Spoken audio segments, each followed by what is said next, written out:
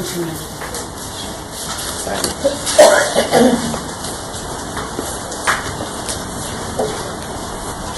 the bulletin it says this is a parable, and it is.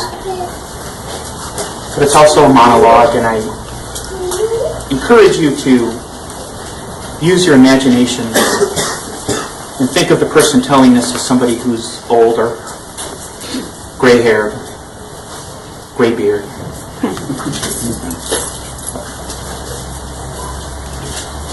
This is a story. When I tell you a story about a place you never heard of, it doesn't appear on any maps,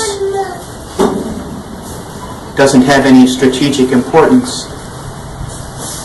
And in all of the newspaper accounts that you've ever read, or all of the books that will ever be written about the war between the states, all of those glorious memoirs and the sanitized versions of reality that are put out by old soldiers who don't remember the smell of blood or the screams of the wounded anymore, you'll never find it mentioned there. There was a place called White's Run. White's Run is a river that's cut deep into a valley somewhere near the border of Kentucky and Tennessee.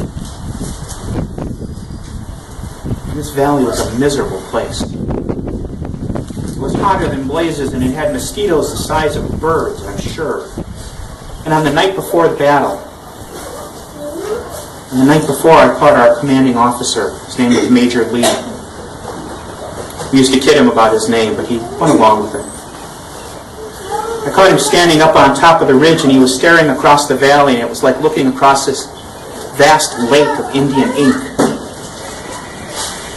And across the way, we could see campfires flickering in the darkness of the hills on the far side of the river.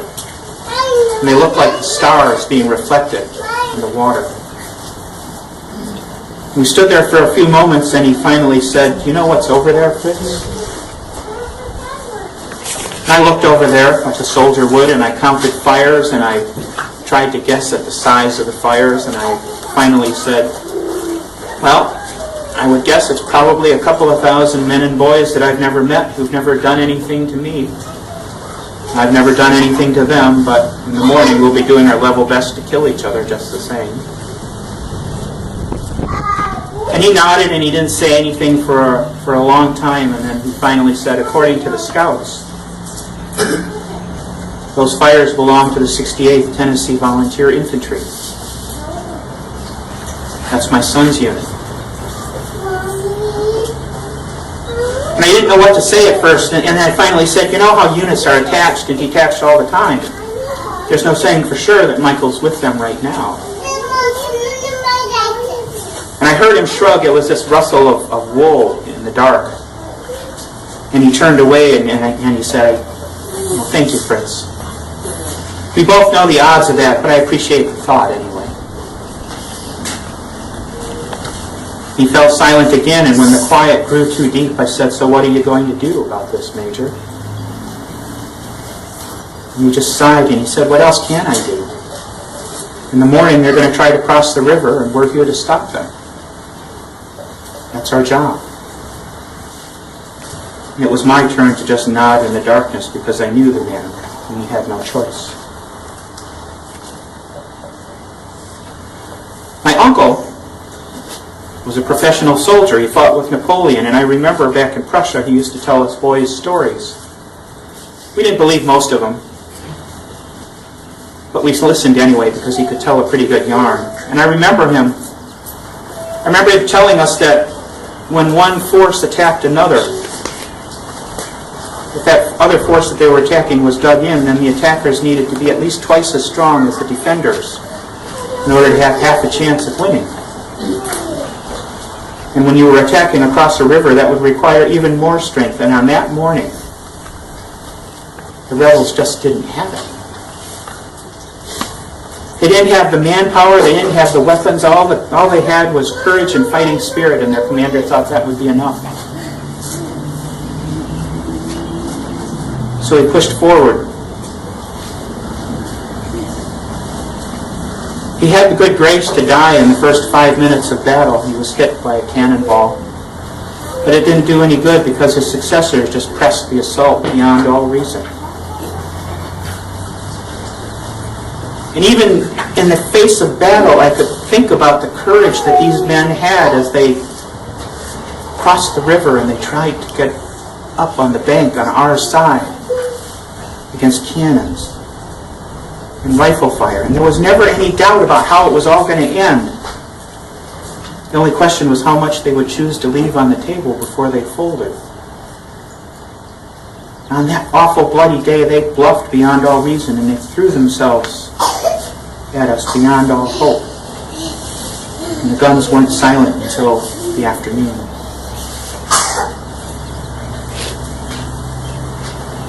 Cries of the wounded left on the field went on through the night. It was a lullaby of misery as men called for their mothers or their wives or the comrades who left them behind, and some of them just wailed until life finally ebbed away, soaking into the ground along with the blood and whatever else had spilled out of them. And if you've ever heard it, you know what I mean. And if you haven't, you should count your blessings. Some nights I still hear them even now, but on that night at least, I slept soundly. By noon the next day, the wounded had been cared for. They'd been picked up by our own surgeon, or they'd been carried off by death. So it was time to collect the dead, and I knew it was time for Major Lee to face his own worst nightmares. Now, most of our dead had already been collected. They'd been lined up in a couple of rows under some shade trees. The ones who'd already been identified were covered with blankets, and the rest lay exposed, waiting for somebody to come by that would know who they were. Some few of them had taken the precaution of pinning their name and home address to their uniform, along with $7,